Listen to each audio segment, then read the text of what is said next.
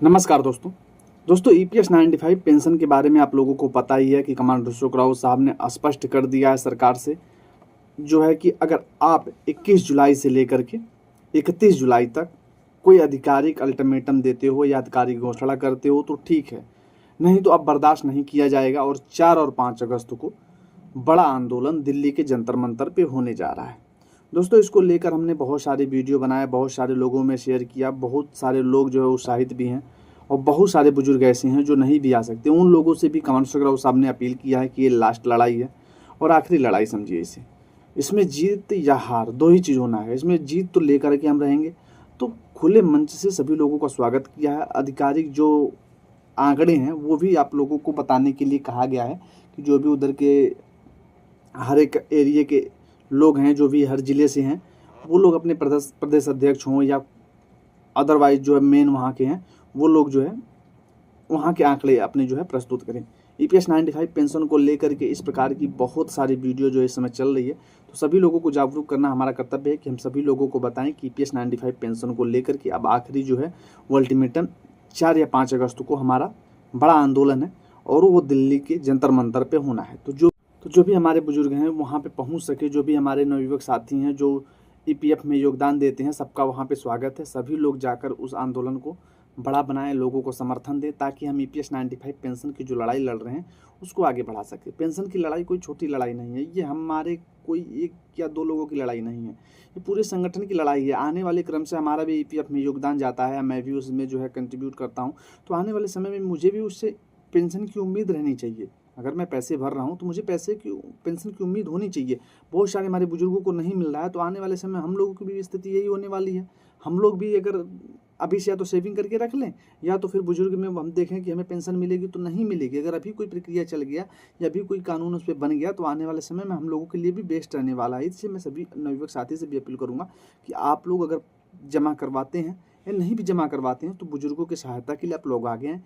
और दोस्तों इस आंदोलन को बड़ा बनाएं, ज़्यादा से ज़्यादा जनसंख्या में आप लोग पहुँच करके सरकार को ये चेताएं कि हम कोई छोटी संख्या के लोग नहीं हैं, हमें इस प्रकार से नज़रअंदाज नहीं किया जा सकता। आखिर हमने भी तो इस देश के लिए खून पसीना बहाया है, हमारे बुजुर्गों ने बहाया है। 30 साल 35 साल उन्होंने योगदान दिया, उससे ज़्यादा अगर राज्य में पेंशन दी जा रही है तो ये बड़े शर्म की बात है। अगर राज्य सरकारें जो है वृद्धा पेंशन उससे ज़्यादा दे रही हैं और यही बुजुर्गों को 60 साल के बाद भी पेंशन दी जा रही है, अगर आप उसमें मर्ज करके दे देते तो भी समझ में आता कि हाँ चलिए मर्ज करके दे रहे हैं, थोड़ी बड़ी भी पेंशन मिल रही है।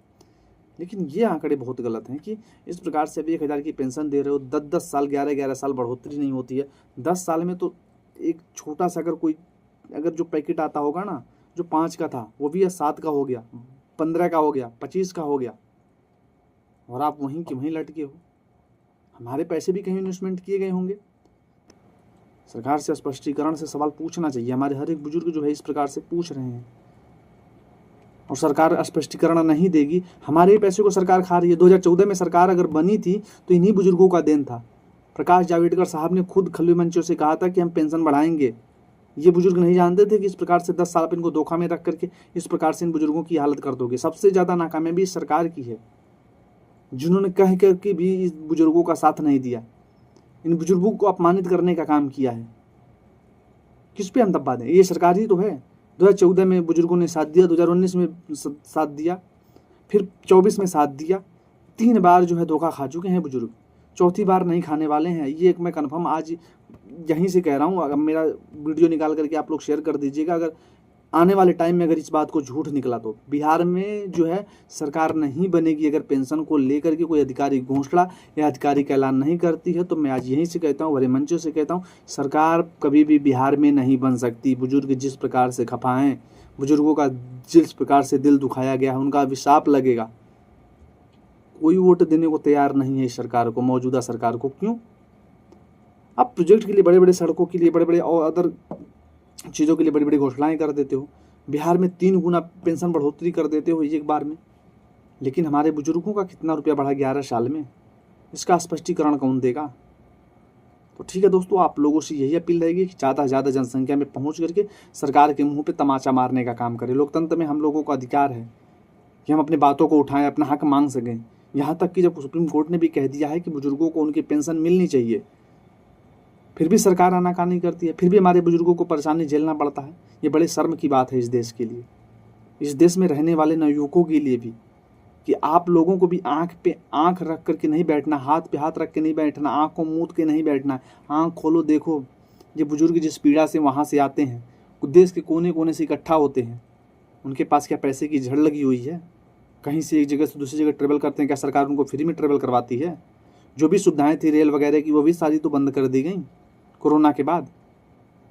तो ये सब पैसे कहाँ जा रहे हैं? सरकार की झोली में जा रहे हैं। सरकार क्या कर रही है? बड़े बड़े एडवर्टाइजमेंट कर रही है, अपने जो है चुनाव के प्रचार के लिए वही पैसे खर्चे हो रहे होंगे। इस प्रकार की जो है हम सारे पेंशनरों का दिल जल रहा है।